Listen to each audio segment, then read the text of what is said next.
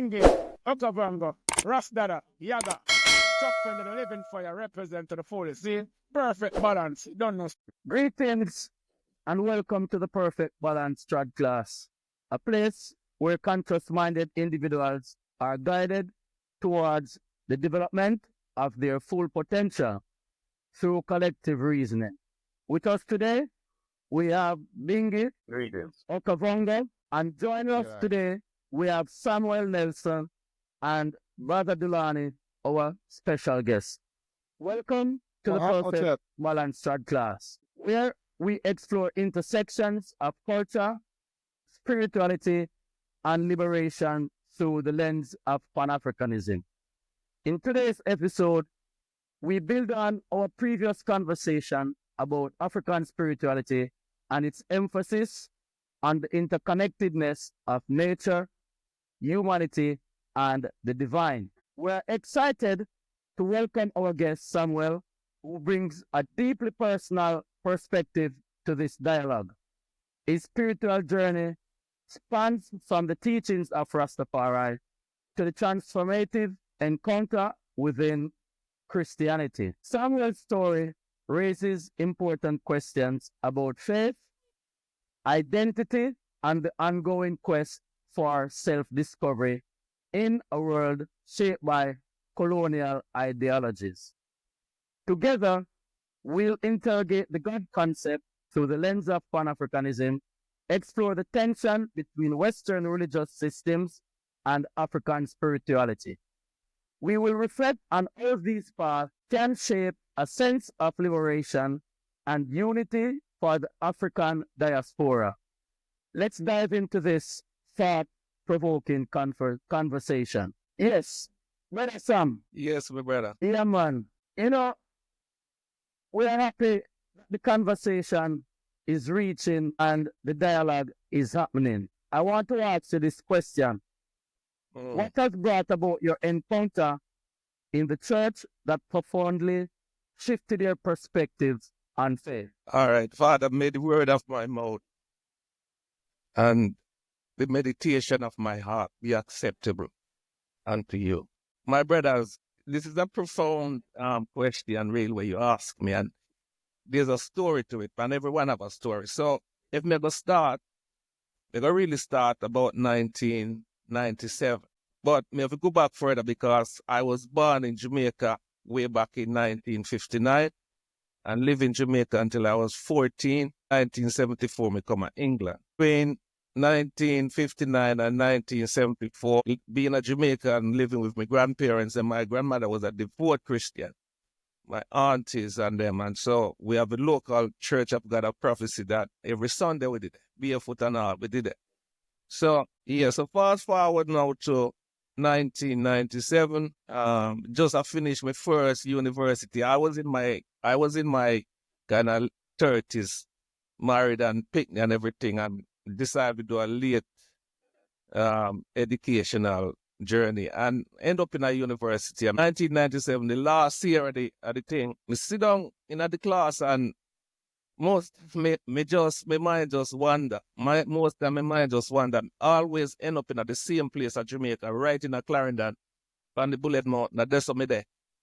It kind of in the spirit still. And sometimes people have touched me and say, "Well, I go on class you there, you know." So while I go on in the classroom, we couldn't even understand it still. So anyway, we just leave that. But in my mind also, I wanted to go to Jamaica. And I wanted to go to Jamaica by myself. And of course, the wife wouldn't allow it. And so anyway, the summer come, university finish, and I fly down to Jamaica. We said we're going to spend 9 weeks. The whole summer, we spend at the Bullet Mountain. And during the days, you know, we just do it. We ordinarily do. Meet up the brother them when the schoolmate them. We just do what we want to do. We go and bar and we drink and we do what we want to do. And that's how it go. After that, come back to England. The Wednesday I reach England, my mother phoned me and said me have to come back to Jamaica because certain things never finish. We just say, all right then, and me fix up and get a ticket and ready to go back the Monday. But somehow upon the weekend, brother, me just said to myself, say, me I go to church. Now, me miss out certain things, and the man then will still probably ask me certain questions. But me just want to reach where me there now. Me say me I go to church. No, I hadn't been to church for a while before that. But for some reason, that Sunday, me say me I go to church. And me get up and me go. And it was a whole heap of obstacles still on the way for me not get there.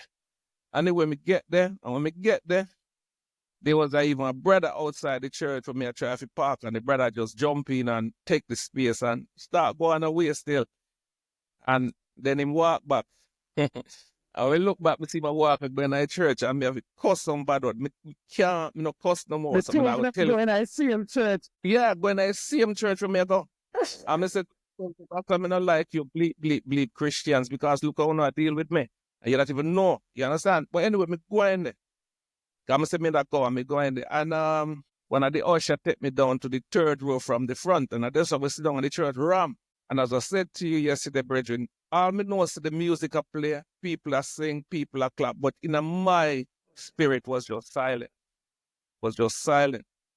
And anyway, the thing finished, church finished, and the pastor call, make an altar call. Me don't know if the item know that they might invite people to come and accept the Lord and so on. And we just stand up in the crowd still at the back, and me just start talk to myself. What the thing me that talk to myself, but me not talk loud, me I talk internally. And me say, Father, let me tell you something. And I see where you go. Me say, Father, let me say something to you. God, let me say something to you right now. Me don't know you myself. And them people are profess to know you. In fact, my great-great-grandmother, where you let me meet, profess to know you and tell me about you. My grandmother tell me about you. My mother tell me about you, my uncles and everybody, and them people here too. And Father, I don't know you. I don't really want to know you because of them and my grandparents. We want to know you for me. And right now, if you are this God where them say they are heaven, then you have to come down and touch me today and make me know say you me I deal with. And brethren, all I can tell you is that me not even finished. I talking on my mind. I just feel a 5-finger print on my chest. Actually, just feel it. And me try to look around this day now who could have touched me because nobody don't know me at talk say. But anyway, this I left the church. And that's how the journey began. When me then now me left out certain things because it's a long story still and we know the time now, not so enough. But yeah, at this I start from 1997 till today. Right? I can call myself a Christian, although initially me couldn't do it because the word Christianity had so much connotation as a black man. And I came up with this where many of my friends say, oh, you mean you go say you're a Christian today and you follow the white man religion and all them kind of something there. And I had to resolve them kind of issues there within myself and within the new faith that I found. And over the years, which is about 28 years, I have resolved myself that my experience in 1997 that put me on a journey that made me feel comfortable but challenging. You see, and I just say, I'm going to leave it for you to ask what you want to ask because it probably raises a whole heap of question in that still. Most definitely. For what stands out for me from that is the touch that you felt. And Yeah. there wasn't anyone around you based on your perception, and you find it difficult to explain how you felt that in your chest, and there wasn't anyone there understanding what you were going through. So you obviously think it's the power of the Holy Spirit is moving. But as Pan-Africanists, we believe in the science and we think there's an explanation for everything. Sometimes when you find it difficult to explain a situation, the easiest thing for us to do is to say it's God that is causing it. But even then, we view God as not an external force, but as God, as everything within us and around us. So is your belief of what happened? It is what is happening around you, or it is an external force that caused you to change your mind and hold on to these beliefs to this day? Right. So again, as I said, we're up on a journey, and the only way, because you asked quite a good question still, how did I know that emotion that I felt from the fingers, as I call it, or from the hand. How did I know that is God? Now, do I know that is God? Let me say not 100%, but the only explanation I had, and this is what I've used. If imagine, make we bring it back into the temporal. Yeah. If your wife touch you, and your daughter touch you, and your son touch you, and your uncle touch you, they have different kind of emotion that them touch there. You understand? So if you touch your wife and another woman touch you, it's a different sensation still. So in that way, there are some sort of rationalize what happened to me that day, because it's a thing when we can't explain. It didn't feel like anything that had happened to me before. And then going through the journey now, we find certain things that I had hold dear, and certain things that I used to do and enjoy doing became obnoxious to me. I couldn't do it no more. You understand? And the more me I go through this, me I weep, and even Bible scriptures me get where me never know for them, me never really read them before, me never understand them. And so we start to explore that, and the journey took me. And maybe I should have filled the gap, because as I said to you yesterday, 1997, I got to a point where I dropped out.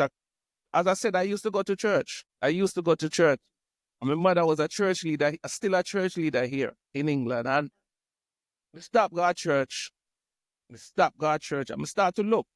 And the closest, because I wanted something that involved black people, and we couldn't see Christianity at the time to me, they were involved with, because it wasn't Phil's story.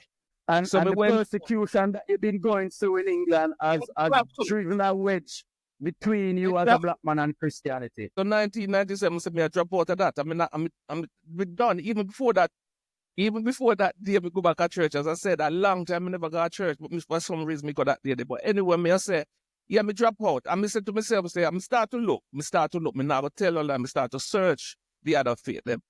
And we couldn't go into Islam, because to me, Islam is another form of Christianity which persecute a whole heap away. You know what I mean? I'm saying that's another cultural religion, as it were, as Christianity was seen as a white cultural religion. So we couldn't go into Islam. And then when we did at university, them say we have to do a comparative education. So you have to choose two religions that you don't know much about and explore it. And me check out Buddhism, and when we look on Buddhism, I say, no, me can't bow to a thing in front of me, because that can be so, that image type thing. I say that, me rule that out. I me have to write about it. I write about it and put my view, and that was it. I me left it. And then, we did the reason we went back into Islam and look at Islam as well. And I said to myself, no, me can't deal with that, as I said, because that is another form of persecution for black African people, and we can't deal with that. And so that's where, so even that part, got conflict, because conflict started to come into what I'm doing. But over the years, I am at a point where I feel in myself that, boy, I have found a path that makes me comfortable but yet challenging, because then I have to come to the thing about the Africa and the African diaspora and how we fit into that. And over the years, I find some comfort in it. I'm not an historian, I'm not an academic, but you can just give my views on the question that you're going to ask me.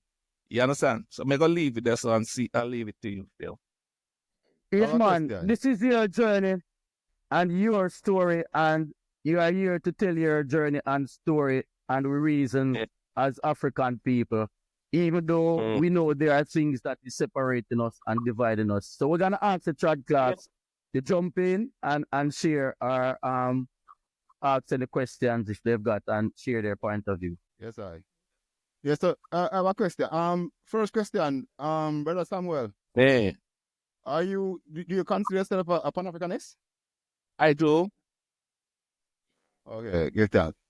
I'm listening to your story, and your story, it sounds very similar to me. I've heard it before. You know what I mean?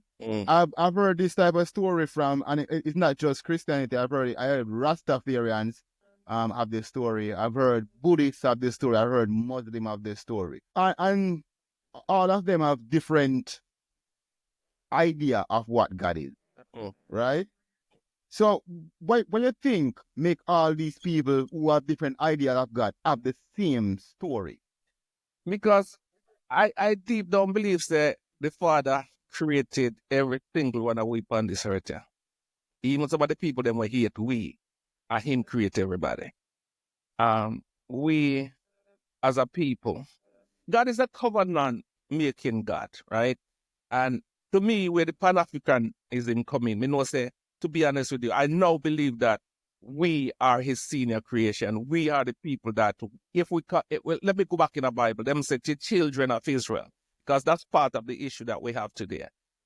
We believe that we're the original one. We believe that the original Israelites were us. And believe that the Caribbean people and there are people in America are us, right? Are the original Israelites, I should say. So how the conflict and the Pan-Africanism and the Christianity work, I believe, sir, in a sense that we have lost a connection, particularly us in the diaspora. We have lost a connection. And that's the thing that we're looking for. And that's why many people in the diaspora will come with a root to get reconnected to the real source. And I feel that, let me put it out there frankly, God is not a white European Eurocentric thing. It's not. It's what has been written. It's what we've been told. And that has become a problem for us. For example, when I became a Christian, let me use the word, when I became a Christian, one of my friends, double degree graduated, PhD now, tell me, say, me a madman. How you talk about, say, you learn so much and you're going to say God is this and Jesus is that. But as I said, it's that thing when me feel internally, and each of us internally know. And we just a look for it.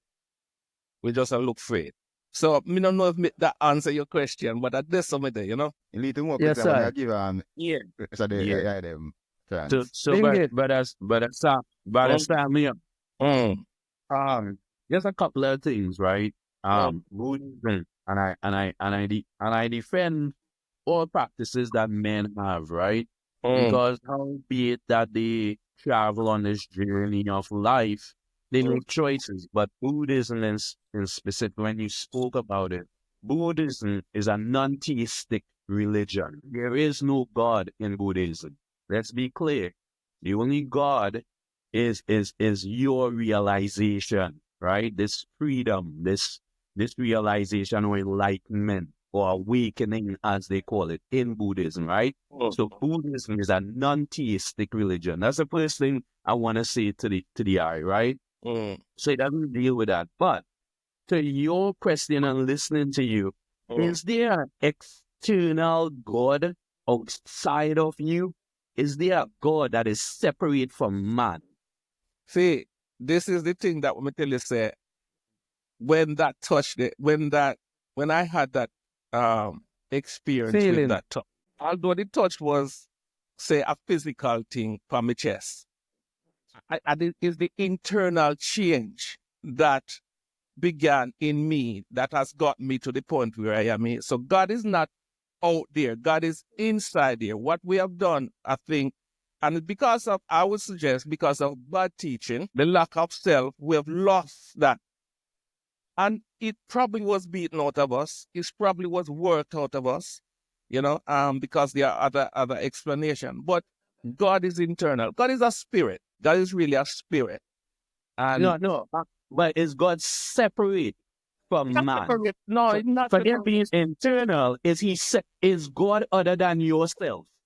No. God is internal.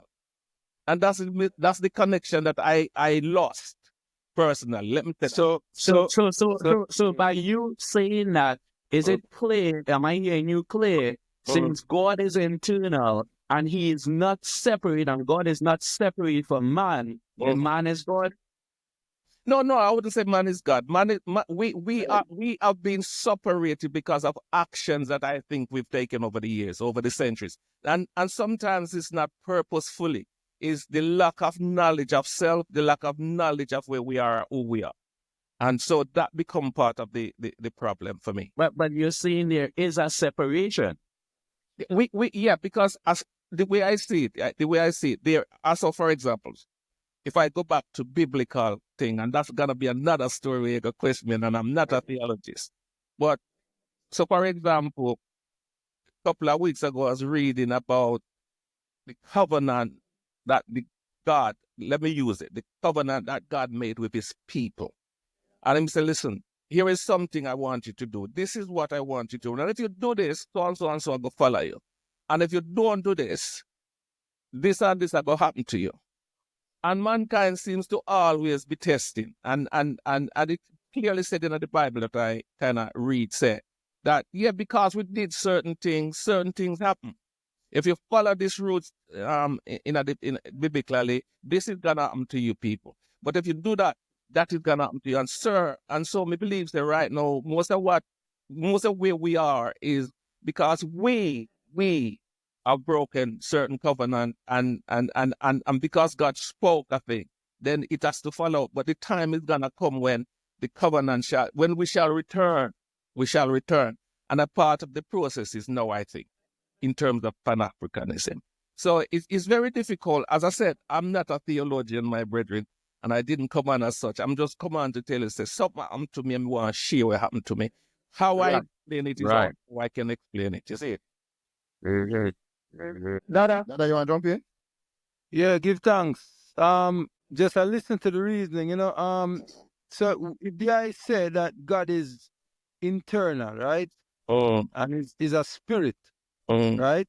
How do we explain him having a son? All right. So, and again, listen, me, I gotta come. Let me put in the disclaimer. I'm not a theologist. That word. But listen, the way me put it simply, that him have a son, and we call him a son because that's the word we can understand, right? In a sense. Now, we know that, as I said initially, God is a spirit. I believe that. Man can't see a spirit. I believe that when we disobey and broke the covenant, he still loves us to the point saying, want to come in himself personally, because we can only reflect. If we can see you and reflect to you. And often in our brokenness, that's what we do. We reflect. We only can deal with what we're seeing. So in my view, my simplistic way of saying it, that the Father look and we are mercifully say, you know what? All right. It seems to me when I come to you in a spiritual way, you people don't seem to understand. All right, so you've done certain things, and I need to bring it back to where it's supposed to be. So I'm going to come to you as somebody. So in the form of Yeshua, as someone we call it Yeshua Amashiach, so we call him Jesus Christ, because of language. Because of language, we call him these different names. He came so that we can actually see him and deal with him and him talk to him and him show it. I believe that. Him show with certain things. And even when we see him, we never believe him. We never believe him. And but he came in that form. So was this God that you're speaking about is a singular event in human history, or is a multiplicit event in human history? If we go back to the Bible again, and as I said, Bridget, me have to put in the disclaimer, I'm not a theologian, but if we go back from the beginning, him saying at the beginning, let us go down and make man as our image. And that happened. So then, that would eliminate the fact of it being internal then. Well, on there. And yeah, they're not, let me start with that premise, I'm going to say that there's some believe that it's internal. And then he became external when Yeshua, Jesus Christ, came, so that we could see him. Because I know the first time, because as far as I'm concerned, in the beginning, himself used to come down and speak with Adam. Now, how would he speak? And to me, that the way I read it, that was a physical two people talking. You understand me? I believe that. It's an external experience. So and over and over you go through the word and you find him appear and him talk to Abraham. You understand me? Abraham say, I see 3 men standing there, and then 2 went and the 1 left, and I was talking to him and so on and so on. and in recognize who. So if you can recognize somebody, I don't want to say you can't recognize it internally, but you also recognize the person physically.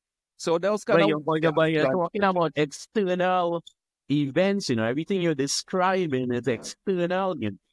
It's not internal. When God say, let us, for example, create, that is an external experience. All right. I will go with that. I'm not going to argue that. Yeah, that is excellent. So again, so that means that God, even though you're saying that he's internal a man, you're still saying he's separate a man. Now, your brother Lani. Yes, rise up, give thanks. Rise up. Hey, Why? yes, sir. Come take pizza, man. Yeah, why? Well, it's very interesting. The perspective I'll be coming from is dealing with the historical perspective. Now, you mentioned that you believe that we today are Hebrew Israelite. That is a common theme No, in the Western world. Israelites, Mr. If we're going to look on it, Israelites, the original. Israelite, Israelite. Israelite. Yeah. Children of Israelite. Yeah. Children of Israel. So the only thing I'm trying to figure out is how do we reconcile the history of the Israelite? Well, let me frame. Let me frame. Or what I go on this now. Let me frame the question, because by we saying that we read these narratives and read these stories in the Bible about a people called the Israelite. And if you look where they come from Mesopotamia, they come from Asia, they come from Baghdad, they come from Iraq. And when we look at the reality, we as a people come from West Africa, Central Africa, and Southern Africa. For thousands and thousands of years, we have been in that region. How do we reconcile that? You say now, how are we saying that we are from people from Asia when we know as a fundamental reality that we are from West Africa? How does that Where's the connection? compute? Well, how the computing and the brain? All right. How Can you I reconcile that? try and answer that? Yes, sir. Yes, sir. And listen, again, let me just preface to say I'm not an academic. It's just what the reason why I come. See, Understand. I would suggest to you right now that the map where we see in the world and the name of the places that we are seeing currently has been altered. So even in my little estimation, the Middle East and the Asia that we know now, I would suggest has been altered to support a narrative. You understand? So when I'm looking back in the context, I look even up to last week because I was contending, Lord, what do I say when I come on this thing? So I try to do a little bit of research. And you know, say, according to research, you can see that the map of Africa is being altered. The map of the Middle East being altered. The Suez Canal has been inputted for certain reason. Can I just interject there? Yeah. Elder, with all due respect, in terms of altering, is a biblical narrative altered, or is the reality of where things are? To me, hold on there, King. I'm saying the place where Africa is now have been there for millions of years. Asia have been in Asia, that region, millions of years. We can't. What I'm saying, but so the Bible narrative now, it makes it. Are you saying it's been switched around where Africa is Asia and Asia is Africa? I'm not dealing with the Bible narrative. You ask me about certain places that we call whatever we call it today. Yeah, and we're going for the Bible, but if we're saying that we are from Israelites, then we have to kind of like line it up. Yeah. It's saying that according to the biblical narrative, Israelites are from Chaldea in which is in Asia. No. Not in Africa. No. Remember, they sojourned into Africa, into Egypt. Egypt is in Africa. Exactly. So, I mean, as Egypt changed and moved, or do we got it wrong? Right. So then, if we say what you're saying, and in terms of the biblical names that we know, Jacob lived in Africa. The narrative, Then yes. in Africa, then Jacob come into Africa, and then his children came into Africa, and then they leave and went back to the Canaan, right? All them kind of Right. That's the biblical narrative. Right. So those people at the time around that area, what type of people were they? So even because we never called the thing Africa before, Africa is a really new name. So for example, let me just go into one thing. I don't know if that I go answer your question. Because part of the thing is that Christianity start in Europe, it's a European thing. Now, a little bit of history and biblically, the Bible says somewhere in let me see. I did write it down this morning in Acts 8 and 27. It talk about a certain Ethiopian queen, right? Candace, right? And it talk about a eunuch of Candace going to Israel to worship, right? Now we're going back years and years and years before that concept reached Europe. So what we're saying is that Africa, Ethiopia, had the knowledge of God. But Yes, Elder, Elder, one second, Elder. Please, let me just clarify this point. We're talking about people now. We're saying that I don't want to just deviate too much because we don't have limited time, and I don't want to take up the whole of the conversation.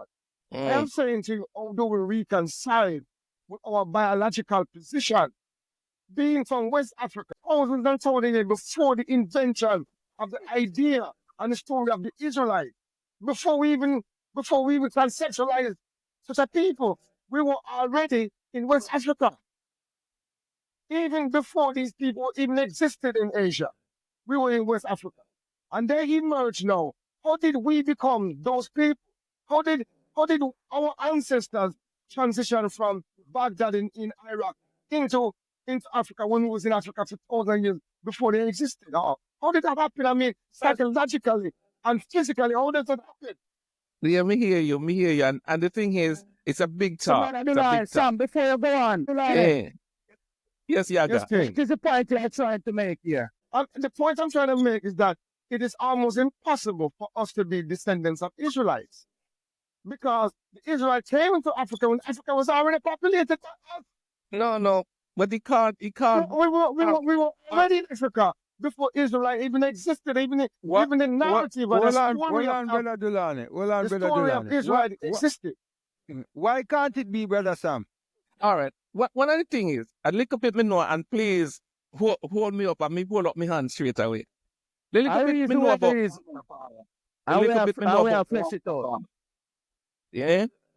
The little bit me know about Rastafari. Let's use it.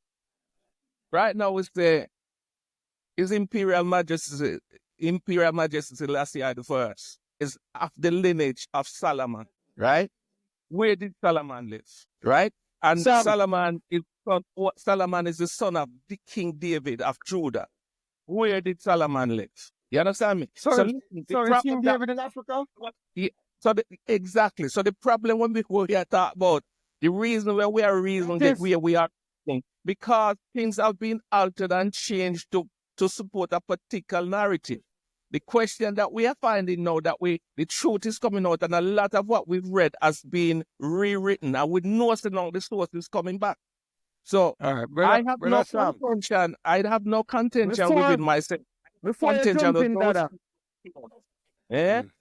Before you jump in, Dada, Sam has made mention of His Majesty's biblical lineage. That's what more for adjust. Seen? And we also know that His Majesty has got an African lineage, and we are using Africa for the purpose of this conversation. Dada, jump right in and address the point what you want to address. The point I make when we draw reference to that, because listen to the flaw in that logic now, right, brother Sam? We ask you and say, how do you reconcile giving up an entire identity, being African, to accepting an Israelite identity, right? When the African identity existed before, right? Your reasoning is that, well, we can see a mention of Haile Selassie, Kadamawe Haile Selassie, right? Emperor of Ethiopia, tracing a lineage to King Solomon, right? Now, the first thing I will mention with that is concerned is that King Kadamawe Haile Selassie is one person of African origin. There are millions of people on the African continent. So because you can trace and say, okay, Kadamawe Haile Selassie has a lineage that goes to Solomon, let us give you that, right? Let's give you that. That's still one person on the continent that you can say, okay, this person has this Hundreds of lineage. millions of people. You understand what I'm saying? So we could not use that logic to say, okay, because Kadamawe Haile Selassie has this lineage to King Solomon, quote unquote, that means that all Africans are Israelites. We could not use that logic. If I did say all Africans are Israelite, then let me apologize, because as I understand it, my brethren, and remember again, let me put the marker. I'm not a theologian, but what I understand is that the Father, God himself, say, I have selected you as a nation. He never say him select all Africa. Him select a group of people. And that's from Asia, from Baghdad, from Abraham, oh, it's not from Isaac and Jacob. You see where I think, and all right, I believe, and this is my personal view, that I think what we're reading is contemporary history, because that's all we have. You understand? So the Bible is distorting reality then. Baghdad, I'm not saying that the existence of Baghdad isn't there, but I'm going back further, and I'm saying to you that according to my understanding is that we were there before that. The Israelites were there before Baghdad. And people may say, okay, they come from Baghdad, they come from Chaldea, they come from that. But what was there in the time of those people? If you go use the Bible, right? If you go use the Bible as a reference point, right? Remember, say Israel, right? Israel only came about after what? Abraham. You talk about the son Israel that came changed the name from what, Jacob to Israel or something like that, right? Right. So what I'm saying is that in and of itself tell us that this is a recent history. You get what I'm saying? It's a recent history, right? This in and of itself. So before Jacob, there were no Israelites. No. Right? Before Jacob, there were no Israelites. Okay? I mean, you had millions of people living in Africa. In Africa at the time. But hold on, again now, right? When you look at it and you say, okay, because you keep making mention to say, I am not a theologian, or I am not a historian, or I am not an expert in the matter, right? And we can give you that, academic. We can give you that, right? But when you talk about life-altering decisions, right? When we talk about life-altering decisions, and decisions that are going to frame your identity, right? We cannot just leave those decisions up to whim and fancy. You understand? We have to be able to substantiate and validate these decisions. You get what I'm saying? So you don't need to be a theologian. You don't need to be an academic or whatever the case might be, right? You don't need to be that, but you need, if you are really desirous of that authenticity, that purity, then, right?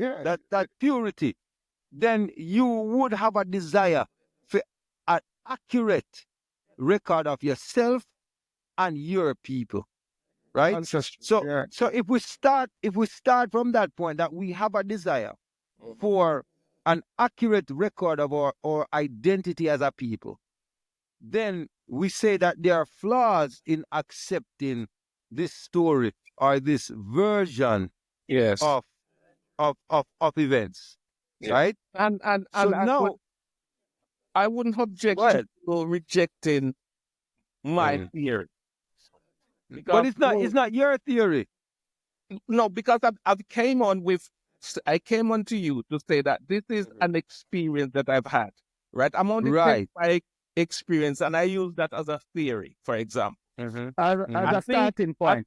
I think none of us on this side today could sit down and say, okay, let me trace the origin of us from Africa to this day, and each century or each year we can analogically do it and do it precisely. As I said from the beginning, our journey with and all our journey in. We might But not be able to do it we can do it individually. evidentially. We might not be able to do it Evidentially. individually. Yeah, and I agree. Let's go I to agree. Brother Delani. Let's go to Brother Delani. Yeah. Then But okay, from yeah, we collectively. there we go. Yeah, cause long now them on the bench and wait patiently now. Yes. I come Yeah, back. man, Brother, go on with that. I'll be short. Class, Dada. I will be short.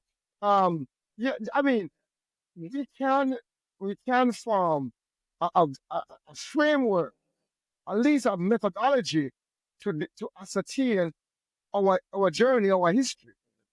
We have certain tools available to us that we can use to reasonably come to a reasonable conclusion about our journey. We can use DNA as one. We can use anthropological evidence. We can use archaeological evidence. We can use cultural evidence and linguistic evidence to try to piece together, see where our journey has been. And when we look at the evidence that we have available to us as of 2025, our journey began and originated in West and Central and Southern Africa. Yes. We are a composite of all those people along the western coast of Africa by our DNA composition. Yes. We have no mixture with the people that is presently in Mesopotamia. That We is have no present- traces of the that- DNA. that is in us. presently. That is presently.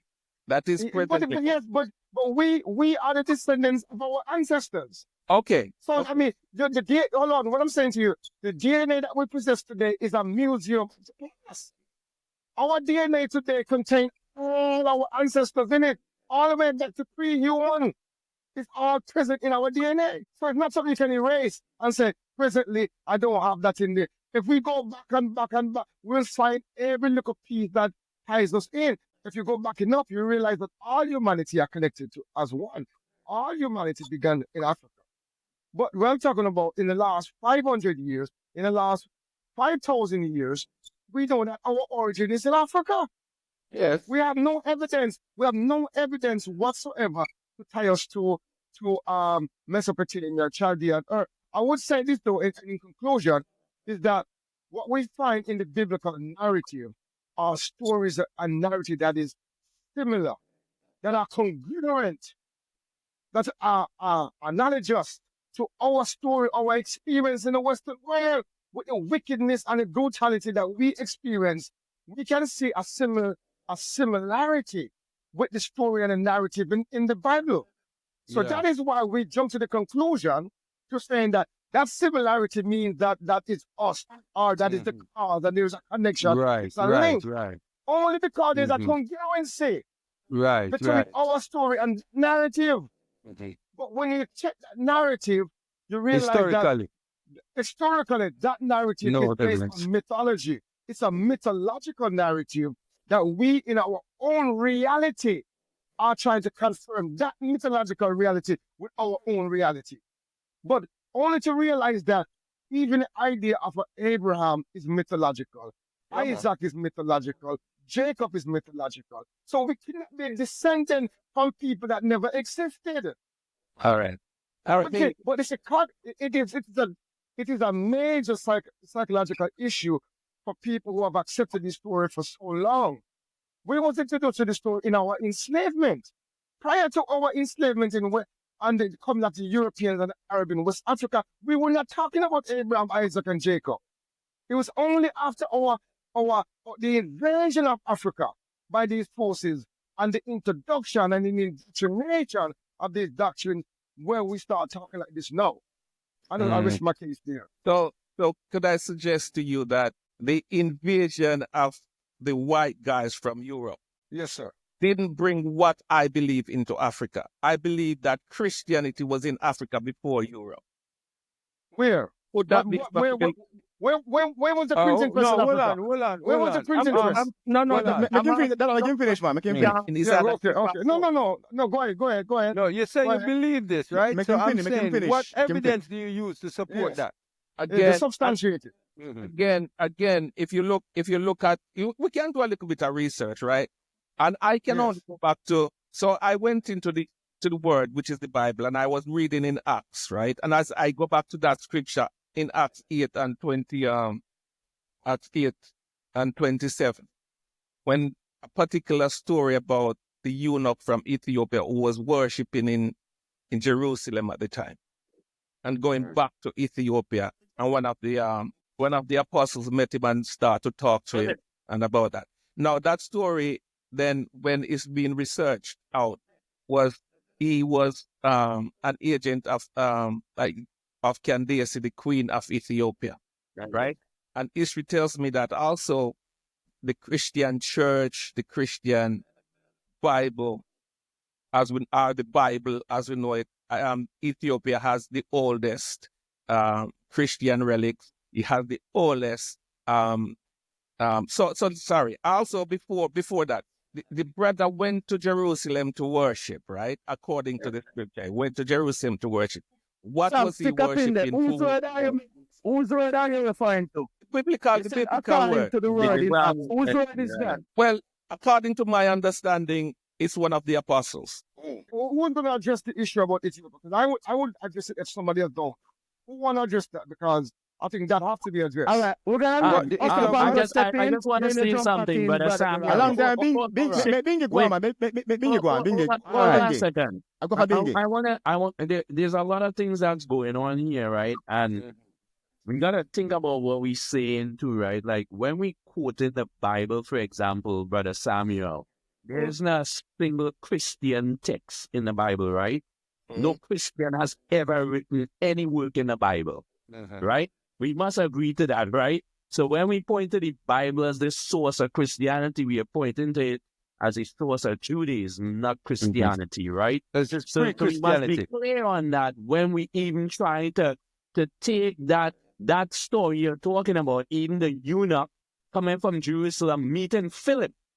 And Philip tells him, does thou understand this, what thou readest? Yes, right? And he said no, right? So we're not dealing with a Christian theology. We are dealing with really a Jewish theology, right? But sometimes I think what's going on when you listen to the narrative too, right? And we say we trace back, for example, and this will go back to what's Brother Dulani's point, the origination of Africans. When you say Haile Selassie, King Haile Selassie, and his lineage back to Solomon, it's not really it doesn't mean that Solomon or the Solomonic dynasty precede His Majesty's dynasty, because the Ethiopians are the oldest human beings, right? When we think about it in terms of chronological age, right? So we're only making a link, but it doesn't mean that these people are older or they have some more ancient than Ethiopia. They don't, right? We know that to be a fact. My brother, I'm not going to argue with you with that. Yes. And the reason why I'm bringing the inference of Haile Selassie the first is because of my little knowledge of when I was saying Rastafari, what I was told and instructed. You understand me? Yeah, but it's not. That's not the point. I'm trying to. Yeah, but the point I'm trying to make to you. Because let me just say something more. Let me just say something more, because you said to me that the Ethiopian people precede, and I would not disagree with you. I'm not here disagreeing with people, and I'm not saying I'm coming here with facts and these are deep down things. My only process is that I'm saying is that we are coming from a standpoint as a people that we have, and I don't want to call it a theory. I don't know if it's a complete fact, because right now, we're going to find groups like this all over. We are trying to journey back to Africa, and we want to see how we who are in Jamaica, for example, or the Americas, how can we reconcile what we've been through to reconnect to the continent? It's very difficult for me to say it's only. I don't know all the historical facts like you guys. I'm not going to profess to know that. And I'm sorry if it feels like that. I don't. Church class, man, and the church class is a place where we learn from each other. You get me? Yeah, man. Right. And also we have to keep in mind that there's an audience that listen to this, and we also are educating the audience also how do we reconcile these ideas? And now I want to just take on Okavanga. Vango, you No wanted to say question. something? Yeah, me have a question. We have a long Because time. yeah, okay. Yeah, all right. So, Samuel, I mentioned we broke certain covenants. You mentioned it a while back. We broke certain covenants, and that's why we're in a certain situation right now. That's what you mentioned, right? I wanted to. We as Africans. What do we you talk? Who is the we you're talking about, and what covenant did we break? Make we in a situation, because I didn't understand that. Okavango, before we leave the Ethiopia thing, I think we need to put a particular thing on that. Okay, all right. And then we transition. Yeah. No, let's be clear. Go ahead. How did Christianity get to Ethiopia? We know that according to the history of Ethiopia, a European from Syria by the name of Prometheus brought Christianity to Ethiopia, introduced Christianity to Ethiopia, and the prince at the time, who became the king. That's how Christianity came into Ethiopia in the in the 4th century, which is the 4th century. So that is how it became. So Ethiopia is not the first place where Christianity was established. No. Christianity was brought there. That's according to the historical record. And then, so I just wanted the audience and our people to realize that, look up Bishop Prometheus. He was the one who brought Christianity to Ethiopia. He's not an African. Let that be known. All right. So I just want to crown that up. You can continue on, my brother. Sorry. Can I respond to that a bit? Yes, sir. So the little research that I done, and it's not a persuasive, piece of work, but Christianity arrived in Africa around the 1st century or between the 1st century and the 2nd century AD, right? Are we talking about Africa or are we talking about Ethiopia? Africa, North Africa. Let me put it as wide as that. North Africa, right? Now, there's more research that I should be delving in, but I didn't see that this discussion was going to lead down that route. The question I would ask them. So I said, right, as far as I understand it at this moment, I came to a realization in 1997 and start to acknowledge the God of Abraham, Isaac, and Israel, right? That's where I am today, right? After looking a little bit into Rastafari and not knowing that I can't say I did explore it fully, but I had affiliations to Rastafari back in 1997, right? And that was the only kind of religion outside of Christianity that I would adhere to, right? So in terms of where we are today as a people, do we have a spirituality, or do we have a religion, or do we have a faith that we look to as a people? Rasta is not religion. Rasta is not religion. Rasta is not religion. Let's be clear. Elder, I just wanted to make. What is Rasta? I just wanted to make. Elder, just on the point of North Africa and Christianity.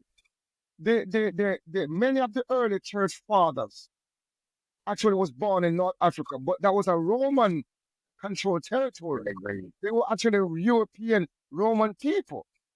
So to suggest that they are same as us is not an accurate reality. These early church fathers was Greeks and Romans. Who was responsible, like Origen and Tertullian and many of the other writers of the Bible, the compilers of the Bible. They were actually from Rome and Greece. And the Bible itself was put together in Europe. It was put together in Italy. The printing press that pressed the Bible was in Europe. Then the Bible, you know how the Bible primarily came to Africa? It came on the same ship that was sent to Africa to pick up Africans. Well, the same ship was responsible for shipping the Bible around the world. In the triangular trade. Bible was a part of the cargo. So that is how we got it into West Africa. So I just wanted to confirm that reality. You know, in case we have under any illusion about how we got Africa in the Bible. Because many people will try to claim that somehow we have an alternative route to this Abrahamic story and the biblical story. But in reality, it came through the enslavement of our people. All right. That's how we got this narrative. So before the Europeans came into Africa, we have no idea about no Abraham, Isaac, and No, Jacob. make him finish him question, Brother Dylan. Okay, yes, sorry, yes, my we accept that. So before all that, before the European came into Africa, how did we as African people worship, or who did we worship? We worship through an African question. lens. Yes, We worship through an great, African great lens. question. Yeah, Yeah. we worship through an African lens. We worship through an African lens. Okay, and could you expand on that for me?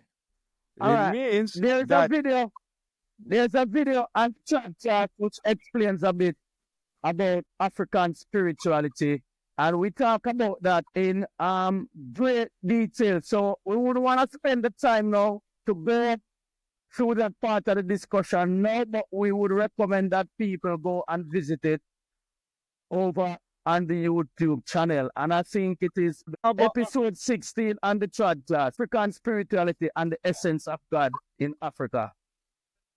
No, That's the but name I of the also, video. So I also have the Encyclopedia of African Religion, no, which no, I no, can no. forward to My brethren, to my the third brethren. class. For the sake of conversation right now, yes, right?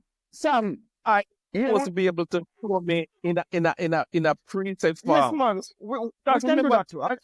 I can do that. I can do that. this is the second part of the reasoning, Sam. Sam, remember this reasoning is following on from that reasoning. We'll talk about the reasoning, your attention, and you're asked to be on the show, and we have invited you on the show based on that. So even then, you can revisit it, and we can have a chat about it afterwards. So Okay, that progress I can give a brief. your experience and your stories here with you. Okay, Benga, do you want to say something? If not, all right, hold on. Yeah, I want them to my same question because Brother Samuel said something yesterday and him say something again today. And I really want to get to the top of it. Because I want to know the we talk about, the we who broke the covenant and now what is the covenant that was broken? and what is the covenant? Because him say we have faced on the situation right now because of we broken that covenant. Who is the we and what covenant do we break?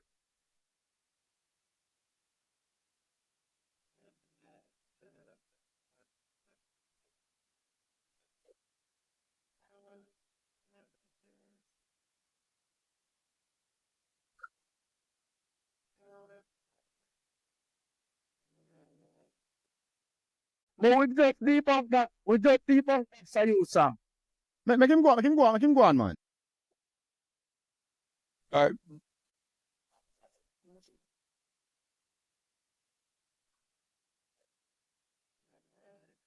So, Brother Samuel.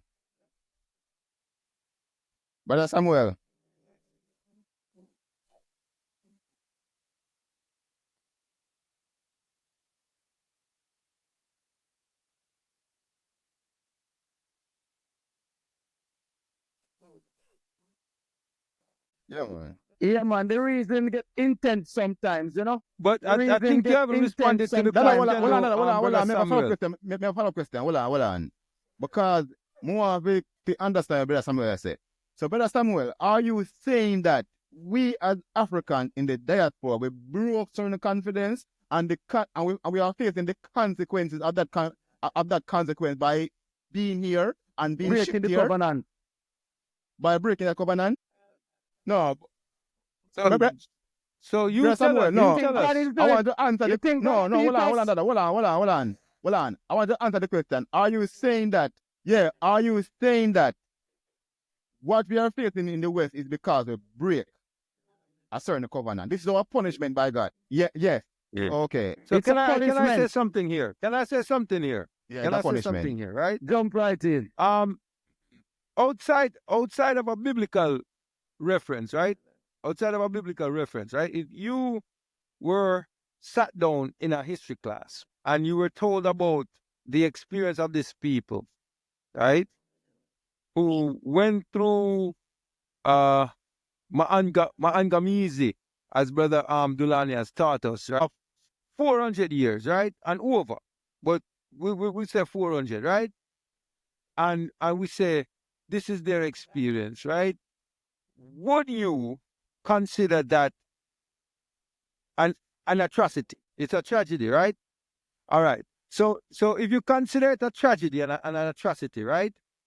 And then you look now, and we include the Bible now, and we see where the Bible now is trying to justify this tragedy, this atrocity. Island, right? It's trying to justify this atrocity, right? By saying the reason why you went through this tragedy is because you broke this covenant. You did not do A, B, C, D. And as a result of not doing those things, you went through this tragedy, right? Can we say that the reason why, or the only person who would benefit from a story of that sort would be the people who were putting you through the tragedy? You can't see that. So let me ask you a question to follow up on that, right? Sam, I would ask the question, what we see these wickedness that is going on today? Why is no one else going through what we're going to have been through? And that, But they break the covenant. hold on. I want a disclaimer. The story in the Bible is not about us. As I think it's been mentioned earlier, is that we align ourselves with people that go through the same thing, but Similar it wasn't struggles. about us. It wasn't about us. No. You understand? See, this is the issue with me, right? What we kind of really have a issue with all of this, right? Because then I say it, I say it. So I say the issue that I have is this, right? That this Abrahamic covenant, right? This Abrahamic covenant that has been used to justify mass genocide, right? Has been used to justify stealing of people's lands, stealing of people's wealth, right? It could never be something, because if you go back to your concept of God, this all-loving, this all-knowing, this omnipotent, this being, right? It could never be from a being like that. It could never be from a being like that, right? So if they're using this to justify these atrocities and these tragedies, the only reason they're doing that is because they're the ones that are implementing this tragedy on us, and they want to justify it by saying, listen, we have this as a validation for doing this. And if we cannot come to that, say again, the Europeans, they're the ones who did this to The us. perpetrators. Europeans, the same Europeans who gave us the Bible. And where is their punishment? All right, how did we get the Bible? But So how- brother Samuel, I wanna empires. We didn't allow it. We didn't allow it. We didn't allow it. Engineers, you name it. And more. So let me ask a question. Would enslaving a people for over 400 years be a breach of the covenant? No, it's Where's not. the It's punishment? not. It's not. It's the punishment. At this point, Yep. It's the a punishment, conversation will so- continue. The conversation will continue. So as we come to the end of the show, I would like to thank everyone for joining us. Today's conversation with Samuel reminded us of the richness and the complexity of spiritual journeys, especially when viewed through the framework of Pan-Africanism. As we continue to challenge colonial narratives and reconnect with our ancestral wisdom, we are reminded that spirituality is not just a personal journey, but a collective effort to reclaim our identity, liberation, and unity as a people. We encourage you to revisit our previous discussion on African Spirituality, episode 16. Share this episode with those on a similar path and reflect on what the God concept means to you in the context of our shared history. Don't forget to like, share, and subscribe. Stay connected as we continue to explore these vital conversations. Until next time, walk in truth, unity, and strength. The ripple starts with you. Ashem. Yeah, give thanks, man. Give thanks. Yeah, Give man, thanks. give thanks. And I said perfect balance, strand class. I don't know, say I talk to the deliverance for this represents. Good over evil, me tell them see a life over death.